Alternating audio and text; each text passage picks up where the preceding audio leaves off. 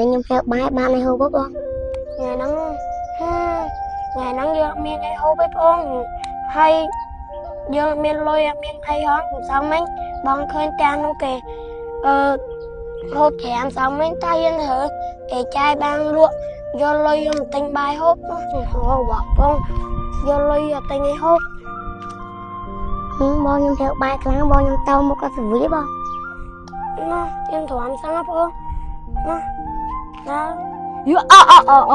ថ្ងៃនេះយើងជាមានយើងចង់ចាយលុយប៉ុន្មានក៏បានដែរមិនខ្វះចង់ទិញឲ្យស៊ីក៏បានដែរយើងដើរទិញឲ្យស៊ីប៉ុនចែកនេះហ៎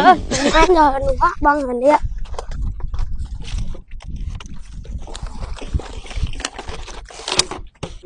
អូមើលអស់នឹងធ្វើស្អីគេវានៅតែអញជួយអញធ្វើស្អីគេហ្នឹងបងទិញរបស់ពង2 3បងខ្ញុំមកមានលុយទិញបាយហូបផងអត់ឲ្យនៅផ្ទះអញហើយមានបានសុំអនុញ្ញាតពីអញនៅបងឆាប់លាក់ចុះភ្លាមម៉ែចង់បានលុយនេះលុយនៅបងហេតុតបងទៅច្រើនណាបង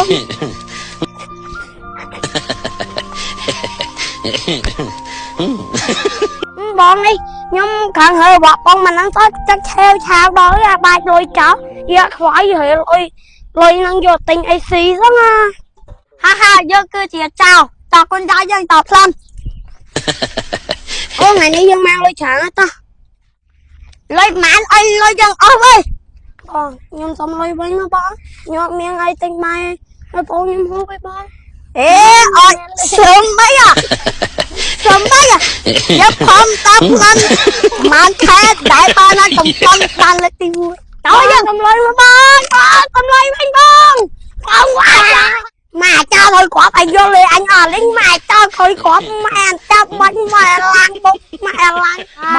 ងប្អូនសួរបងប្អូនទាំងអស់គ្នាដែលបានមើលរឿងនេះហើយសូមជួយ Subscribe បងខ្ញុំម្នាក់មួយហើយជួយ Follow បងខ្ញុំម្នាក់មួយផងសូមអរគុណសូមជម្រាបលាអ្នកគ្រូ